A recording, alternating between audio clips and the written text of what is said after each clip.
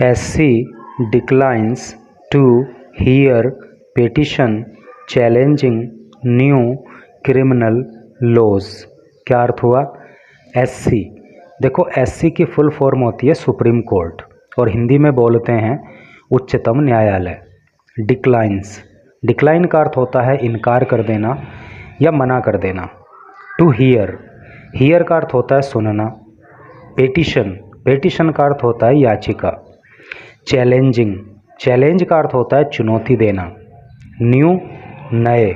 Criminal का अर्थ होता है आपराधिक और लॉज, लॉज का मतलब होता है कानून। तो क्या टोटल का अर्थ हुआ कि जो नए आपराधिक कानून हैं उनको चुनौती देने वाली एक याचिका को सुप्रीम कोर्ट ने सुनने से इनकार कर दिया। अगर मैं बिल्कुल सिंपली आपको समझाऊं तो मामला ये है कि सरकार ने जो है 3 नए कानून बनाए हैं लेकिन अभी उनका इम्प्लीमेंटेशन नहीं हुआ है। तो उन्हीं कानूनों को चुनौती देने के लिए सुप्रीम कोर्ट में एक याचिका लगाई गई थी लेकिन सुप्रीम कोर्ट ने उस याचिका को सुनने से इनकार कर दिया। तो वो कौन कौन से कानून हैं, वो कब से इम्प्लीमेंट होंगे, ये सारी जानकारी आपको इस न्यूज़ के अंदर प्राप्त हो जाएगी। तो इम्पोर्टेंट न्यूज़ है, कोशिश करना कि जितना ज़्यादा इसको पढ़ सको उतना ही बेनिफिट रहेगा। BNS will replace Indian penal code. देखो BNS की जो फुल फॉर्म होती है वो होती है भारतीय न्याय संहिता। विल रिप्लेस, रिप्लेस का मतलब होता है बदल देना या का स्थान लेना। Indian penal code 1860। तो जो BNS है वो इंडियन पीनल कोड 1860 का स्थान लेगी। BNSS will supersede code of criminal procedure 1973। और जो ये BNSS है और BNSS की फुल फॉर्म होती है भारतीय नागरिक सुरक्षा संहिता। तो ये सुपरसीड करेगी किसको? Criminal procedure code of criminal procedure 1973 को। अर्थात BNSS के द्वारा जो है वो कोड ऑफ क्रिमिनल प्रोसीजर 1973 का स्थान लिया जाएगा। एंड BSA की फुल फॉर्म होती है भारतीय साक्ष्य अधिनियम। तो ये जो BSA है विल रिप्लेस, ये स्थान, इसके द्वारा स्थान लिया जाएगा किसका? Indian evidence act 1872। ठीक है, तो इस तरह से ये 3 क्रिमिनल लॉज हैं जो कि न्यू हैं और ये इन को जो है रिप्लेस करेंगे। बाकी इन्फॉर्मेशन आपको इधर जो है वो मिलने वाली है।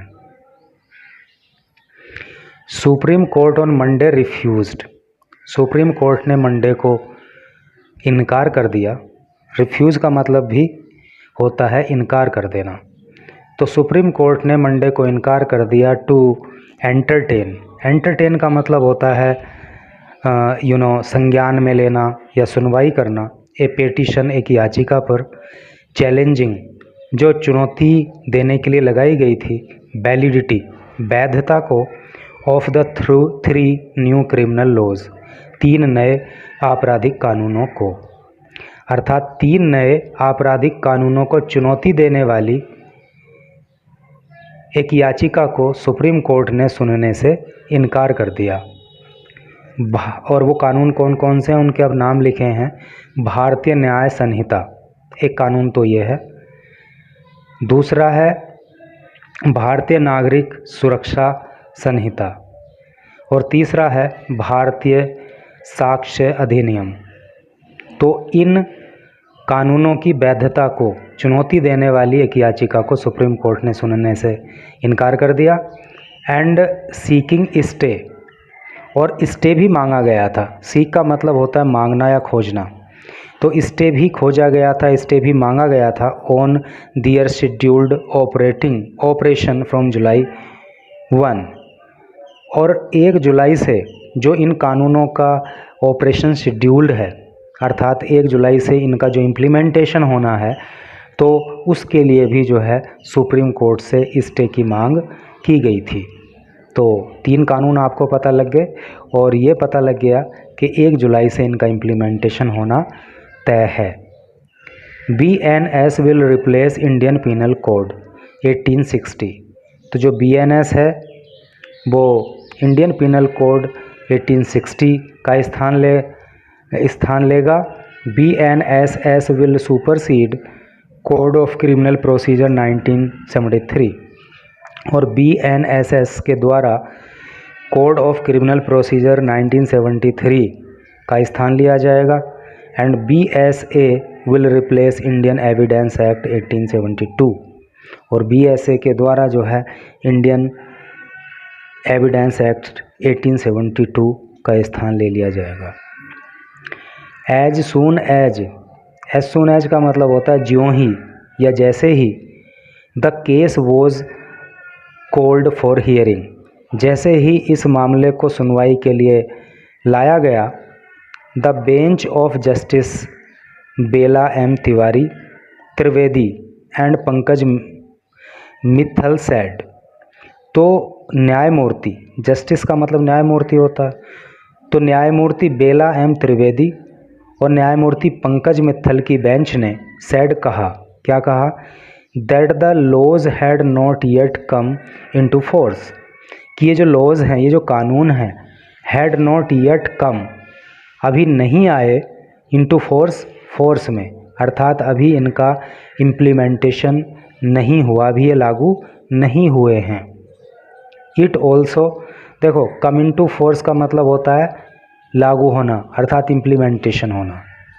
It also told the petitioner, और बेंच ने जो है वो पेटिशनर को अर्थात याचिकाकर्ता को बताया, that the petition had been drafted in a casual manner, कि जो पेटिशन है तो ये एक कैजुअल मैनर में ड्राफ्ट की गई है, कैजुअल मैनर में इसको तैयार किया गया है, ऑफिशियली इसको तैयार नहीं किया गया है। द पेटिशन वॉज फाइल्ड, ये जो याचिका है वॉज फाइल्ड, ये फाइल की गई थी बाय एडवोकेट विशाल तिवारी। तो जो एडवोकेट विशाल तिवारी हैं उनके द्वारा इस याचिका को तैयार किया गया था। एलिजिंग दैट, एलिज का मतलब होता है आरोप लगाना, और इस याचिका में आरोप लगाया गया था दैट देयर वर फ्लॉज का मतलब होता है त्रुटि, कमियां, के कमियां हैं in the newly enacted laws. Enact का मतलब होता है कानून, ठीक है, कानूनी जामा पहनाना होता है वैसे इनेक्ट का मतलब। तो इस याचिका में कहा गया, ये आरोप लगाया गया कि ये जो नए कानून बनाए गए हैं तो इसमें बहुत सारी कमियां हैं।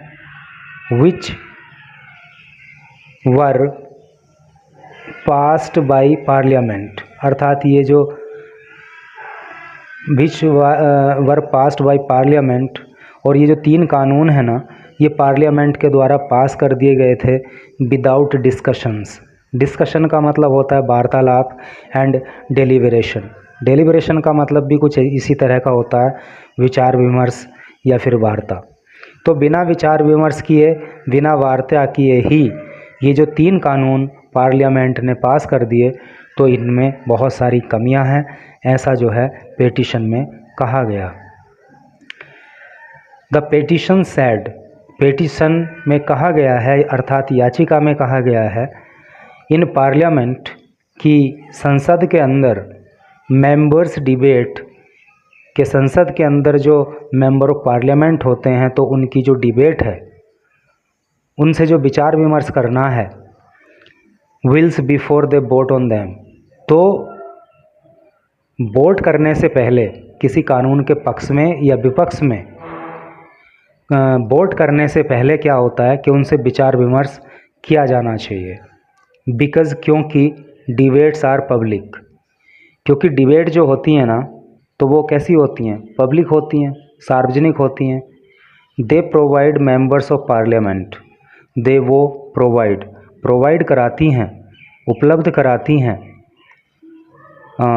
मेंबर्स ऑफ पार्लियामेंट, जो मेंबर्स ऑफ पार्लियामेंट हैं अर्थात MP हैं, सांसद हैं, उनको एन अपॉर्चुनिटी, एक अवसर, टू टू रिप्रेजेंट प्रतिनिधित्व करने का, ऑफ व्यूज़ विचारों का, ऑफ कॉन्स्टिट्यूएंट्स। कॉन्स्टिट्यूएंट का मतलब होता है रचना करने वाला, कानून बनाने वाला। ऑन द फ्लोर, फ्लोर पे, एंड गिव, ये करके कहने का मतलब ये है कि जब डिबेट कराई जाती है तो डिबेट कराने से जो मेंबर ऑफ पार्लियामेंट हैं, जो सांसद हैं, उनको ये अवसर मिलता है, क्योंकि सांसदों के द्वारा कानून बनाया जाता है तो वो कॉन्स्टिट्यूएंट कहलाते हैं। तो उनको ये अपॉर्चुनिटी मिल जाती है, अवसर मिल जाता है कि वो भी अपने विचार वहाँ पे रखें।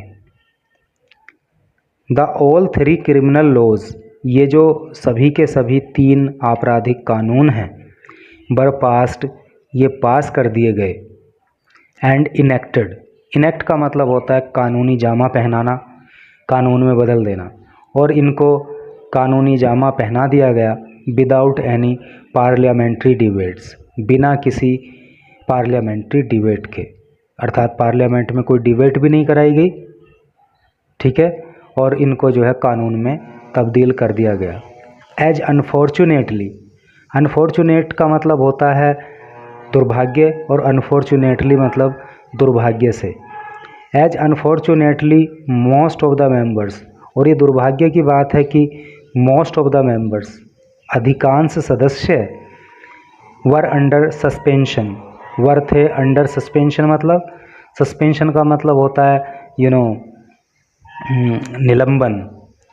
तो उस समय अधिकांश जो मेंबर ऑफ पार्लियामेंट थे वो निलंबित चल रहे थे ड्यूरिंग द पीरियड, उस समय के दौरान, अर्थात जिस समय ये कानून पास किए गए हैं तो उस समय अधिकांश सदस्य जो थे ना, तो वो कैसे चल रहे थे, निलंबित चल रहे थे, क्योंकि आपको पता होगा कि कुछ टाइम पहले कई सारे मेंबर ऑफ पार्लियामेंट को जो है निलंबित किया गया था। तो इस तरह से करके ये न्यूज़ थी। Thank you very much for reading it till last.